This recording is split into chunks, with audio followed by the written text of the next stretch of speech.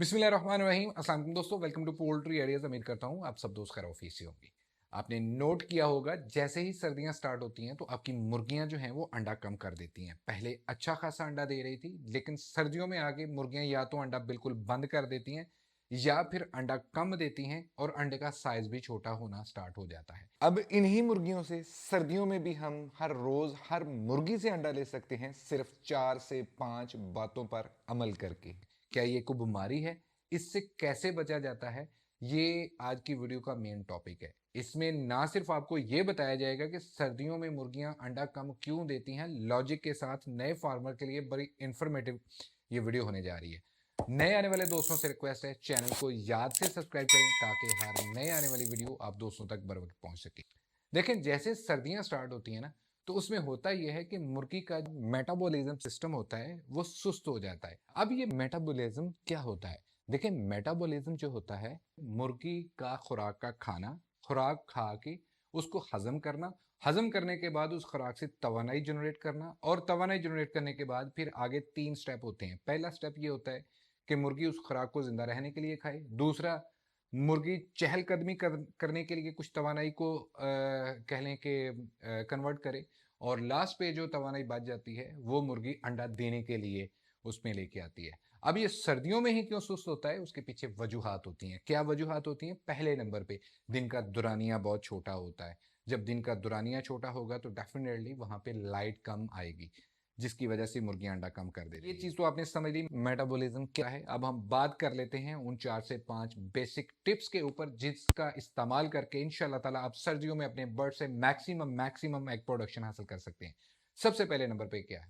सबसे पहले नंबर पे सर्दियों में चूंकि टेम्परेचर अगर आप देखें तो इसकी वेरिएशन भी एक बहुत ज्यादा होती है। वेरिएशन क्या होती है? उतार चढ़ाव बहुत ज्यादा होता है। रात के टाइम टेम्परेचर जो है समटाइम 3-4 के करीब आया होता है, और दिन के टाइम यही टेम्परेचर जो है वो 12-13 के दरमियान होता है। और आजकल खासकर पंजाब के जो मैदानी इलाके हैं वहां पे फॉग वगैरह का सिस्टम चल रहा है, सूर्य की रोशनी बहुत कम आती है, तो उसमें क्या होता है कि टेम्परेचर बहुत हद तक घिरा हुआ होता है। तो आपने करना क्या है? जिस भी जगह पे आपने परिंदा अपना रखा हुआ है, चाहे आपका शेड है, चाहे आपने छोटा डरबा रखा हुआ है, चाहे आप कोई स्मॉल स्केल के ऊपर पोल्ट्री फार्मिंग कर रहे हैं या बड़े स्केल के ऊपर पोल्ट्री फार्मिंग कर रहे हैं, आपने अपने शेड को गर्म रखना है। अब शेड को गर्म रखने के लिए क्या क्या चीजें इस्तेमाल होती हैं? आपने ब्रूडिंग का इंतजाम करना है। ब्रूडर क्या होता है? ब्रूडर आप लकड़ी का ब्रूडर भी इस्तेमाल कर सकते हैं, डीजल ब्रूडर भी इस्तेमाल कर सकते हैं, साथ ही साथ गैस ब्रूडर का भी इस्तेमाल कर सकते हैं, जिसका आइडियल टेम्परेचर जो है वो 20 के करीब अगर आप सेट कर देंगे तो इंशाल्लाह ताला आपकी मुर्गियां जो खुराक खा के तवानाई ठंड से बचने के ऊपर खर्च करती हैं, तो इंशाल्लाह ताला वो जो ठंड से बचाव का तरीकाकार होगा वो आपका ब्रूडर पूरा कर देगा, और जो मुर्गी खुराक ले रही है उसका मैक्सिमम आपको रिटर्न देगी।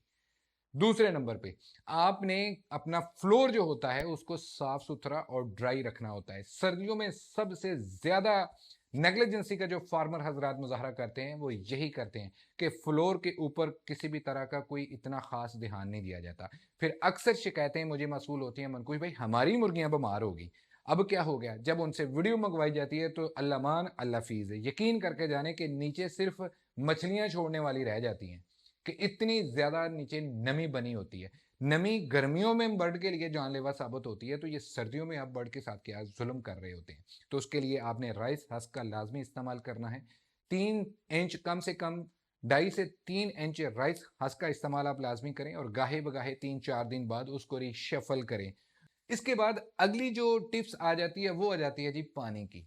पानी का जो अमल दखल होता है ये मुर्गी के अंडा ले करने में सबसे ज्यादा अहम रोल अदा करता है। अब फार्मर हजरात अक्सर जो घरों में जिन्होंने छोटे पैमाने पे मुर्गियां रखी हुई हैं तो वो क्या करते हैं कि सुबह के टाइम पानी डाल दिया और द वेरी नेक्स्ट डे पानी को तब्दील किया, या फिर जब तक वो पानी खत्म नहीं होता पॉट के अंदर से तब तक वो पानी बदलते ही नहीं है। तो करना आपने क्या होता है कि दिन के टाइम लाजमी लाजमी 2 मरतबा आपने अपने बर्ड को फ्रेश पानी का इस्तेमाल करवाना है, सुबह और शाम।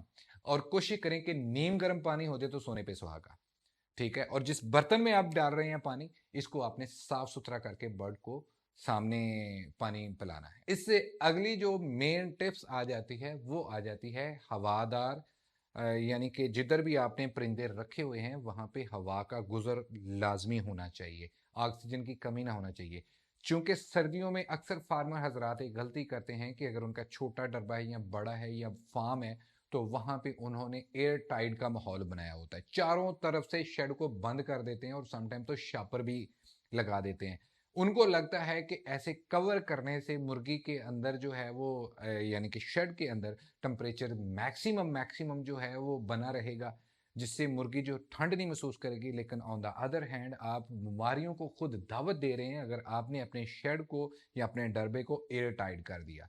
होगा क्या, जिस शेड के अंदर आपकी मुर्गियां हैं वहां पे अमोनिया गैस बनना स्टार्ट हो जाएगी, बर्ड को ऑक्सीजन की कमी महसूस होगी, हवा की प्रॉपर सर्कुलेशन नहीं होगी, और बर्ड आपका आई भी आपने अक्सर देखा होगा, आप कहते हैं कि यार टेम्परेचर भी पूरा है, मेरा बर्ड मुंह खोल के सांस ले रहा है, बर्ड की आंखों में माइक्रोप्लाज्मा बनना स्टार्ट हो गया है, या बर्ड की दूसरी बीमारियों की शिकायत आपको आना स्टार्ट हो जाती है, हीटर का इंतजाम भी किया हुआ है, तो उसकी मेन वजह जो होती है वो यही होती है कि आप एयर टाइट कर देते हैं, लेकिन हवा का, ऑक्सीजन का आपके दिमाग में बिल्कुल ही कह लें कि ख्याल नहीं आता। तो इसके लिए आपने करना ये है कि लाजमी जिस भी शेड पे आपने रखा हुआ है तो कोशिश करें कि अगर आपका बड़ा शेड है तो उसके ऊपर 4-5 रोशनदान लाजमी छोड़ें जिधर से हवा का अखराज हो जाए।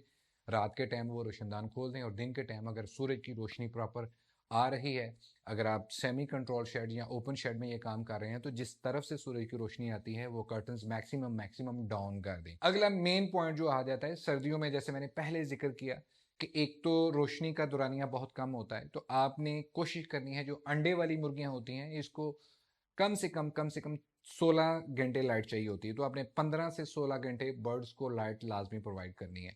अब अगर दिन के दौरानिए की बात करें तो तकरीबन 7:30 बजे सूरज निकलता है और तकरीबन 4:30 बजे के करीब सूरज ग्रूब हो जाता है।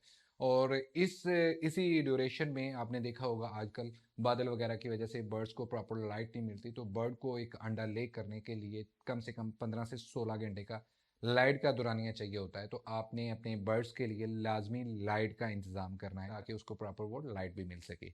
इसके बाद आपने अगला कदम क्या करना है, देखें आजकल सर्दियां हैं, बल्कि सर्दियां हो या गर्मियां हो, आपने लाजमी बर्ड को एक्स्ट्रा प्रोटीन लाजमी प्रोवाइड करनी है। अपने डॉक्टर से कंसल्ट कर लें या फिर अपनी फीड फार्मूलेशन जिस भी बंदे से आप बनवा रहे हैं उनसे आप कंसर्न कर लें कि इस फीड में मतलूबा जो प्रोटीन है इसके साथ एक्स्ट्रा मैं कौन सी प्रोटीन जो है वो दे सकता हूँ। नॉर्मल डॉक्टर हजरात जो है वो एडिक रिकमेंड करते हैं। बेसिकली एडिक क्या होता है, ये 4 विटामिन का कम्बिनेशन होता है, vitamin A, vitamin D, vitamin E और विटामिन के। ये 4 विटामिन का कम्बिनेशन होता है जो पानी में मिला के अपने बर्ड्स को आप दे सकते हैं। तो इसका आपने लाजमी इस्तेमाल करवाना है। द वेरी नेक्स्ट वैक्सीन वगैरह का डेफिनेटली आपने ख्याल करना है। डिवर्मिंग आपने लाजमी करवानी होती है, बर्ड्स को टाइम के ऊपर डिवर्मिंग करें, टाइम के ऊपर वैक्सीन वगैरह करें, तो इंशाल्लाह ताला सर्दियों में आपका बर्ड जो है वो मैक्सिमम आपको अपनी पीक प्रोडक्शन देगा। उम्मीद करता हूँ ये वीडियो आप दोस्तों को पसंद आई होगी। अपना और अपने प्यारों का बहुत सारा ख्याल रखिएगा। अल्लाह पाक आपका हामी नासिर। अल्लाह हाफिज़।